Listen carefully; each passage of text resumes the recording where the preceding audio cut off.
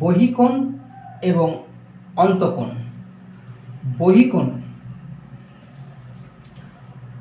বহিকোণ হচ্ছে একটি মূল কোণের, এক্ষেত্রে আমার এ ও বি, এটি হলো আমার একটি মূল কোণ, এবং এই মূল কোণ থেকে অর্থাৎ এ ও বি এই কোণটি থেকে যদি আমি একটু বাহুটিকে বর্ধিত করে দিই, মানে বাড়িয়ে দিই, তাহলে এখানে আমরা আর একটি কোণ পেয়ে যাব।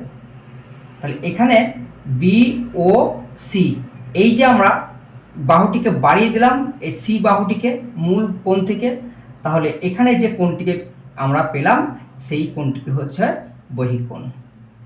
এবং এই এ ও বি এই যে কোণটি আমরা পেয়েছি, এই কোণটি ভেতরে থাকার জন্য আমাদের নাম হয়েছে অন্তঃকোণ, এবং এটি বাইরে থাকার জন্য অর্থাৎ এই বর্ধিত অংশে একটি সরলরেখা টানা হয়েছে, এবং এই বর্ধিত সরলরেখার যে কোণটি তৈরি হয়েছে এটিকে বহিকোণ বলা হয়। সুতরাং এ ও বি একটি অন্তঃকোণ এবং বি ও সি একটি বহিকোণ।